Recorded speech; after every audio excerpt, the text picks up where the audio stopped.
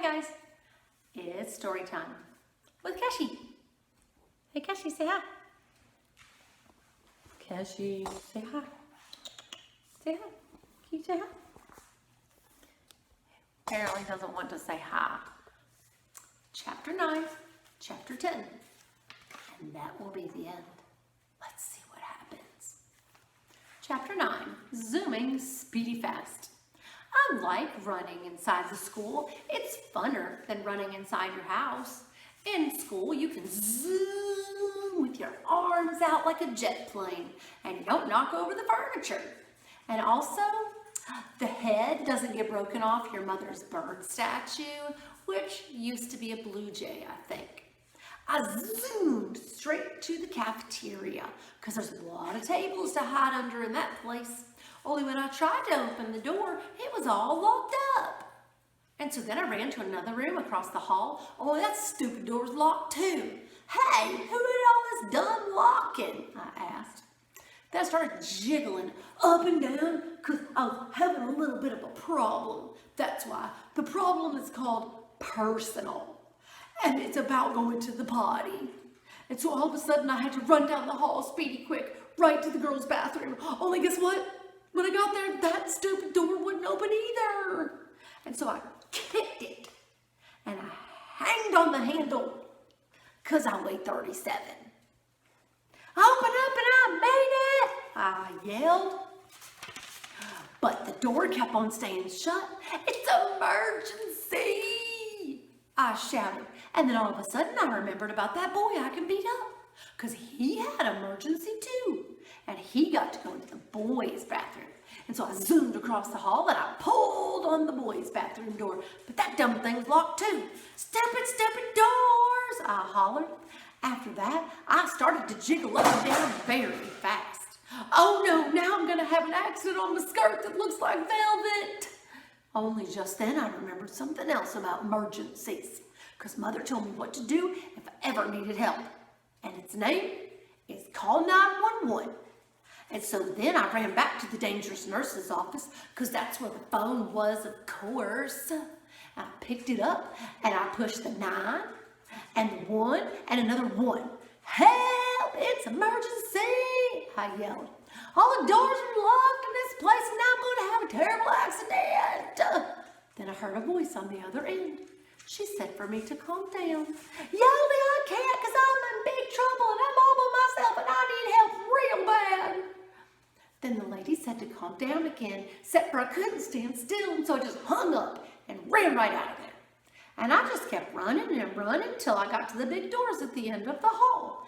And then I run right outside because maybe there might be a little toilet out there or something.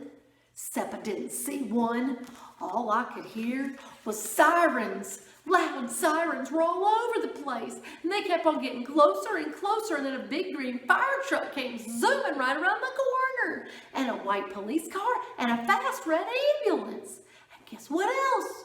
They turned right into the school parking lot. And so I stopped jiggling for a second. And I sniffed the air.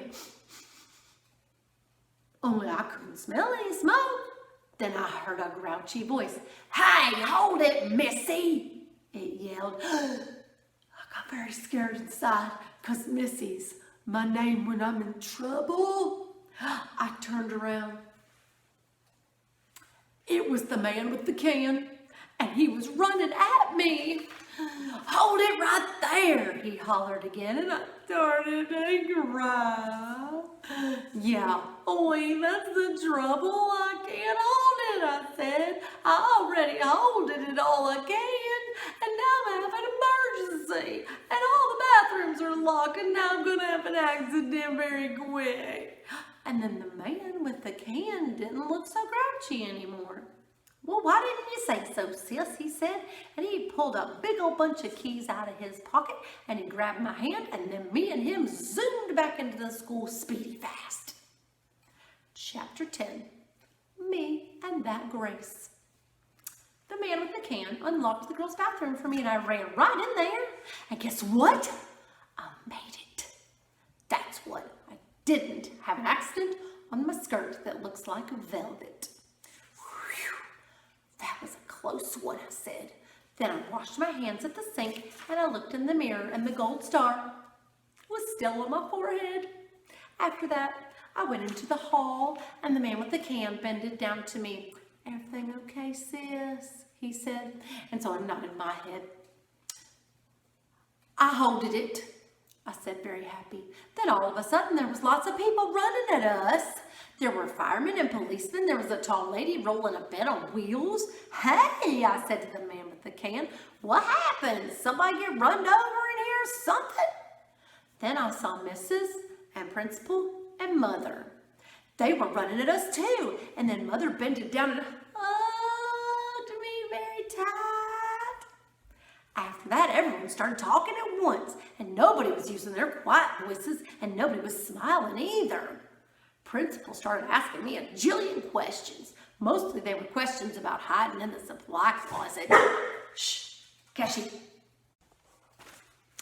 Sorry for the interruption. Where was I? Mostly they were questions about hiding in the supply closet. "I'm a good hider," I told him. Principal acted a little bit grumpy. He said I wasn't allowed to do that anymore. "When you go to school, you have to follow the rules," he said. "What would happen if every boy and girl hid in the supply closet after school?" "It would be very smushy in there," I said. Then he made his eyes frowning. "But we wouldn't know where anyone was, would we?" he said. "Yes," I said, "we would all be in the supply closet." Then Principal looked up at the ceiling. And I looked up too. I didn't see anything up there. After that, Mother looked at my band-aids. "Did you hurt yourself?" she asked. And so I told her all about the dangerous nurse's office, and I showed her the nurse's purple sweater, and she made me give it back. After that, everybody started leaving, the firemen and the policemen, and also the tall lady with the bed. Then finally, my mother got to take me home, and guess what? I didn't have to ride in the stupid smelly bus! Except the car wasn't that fun, because the mother was grouchy at me. "I'm sorry, the bus wasn't fun for you, Junie B," she said, "but what you did was very, very wrong. Didn't you see all the commotion you caused? You had a lot of people very scared." "Yes, but I didn't want chocolate milk poured on my head," I explained to her. "That's not going to happen," growled Mother, "and you can't just suddenly decide for yourself not to ride the bus. Hundreds of kids ride buses every day, and if they can do it, you can too." Then my eyes got wet again. "Yeah, but there's meanies on that darn thing," I said all sniffly. Then Mother stopped being so growly. "What if you had a friend to ride with?" she said. "Your teacher told me there's a girl in your class who will be riding the bus for the first time tomorrow. Maybe you could sit together. Would you like that?" "Her name is Grace," said her mother. "Grace?" I said. "Hey, I know that Grace. I learned her today."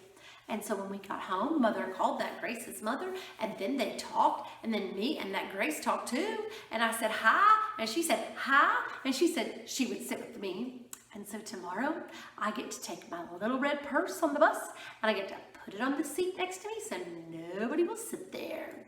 Nobody except for that Grace, of course. And then she and me might get to be buddies, and we can hold hands, just like me and Lucille. I will like that, I think. And guess what else?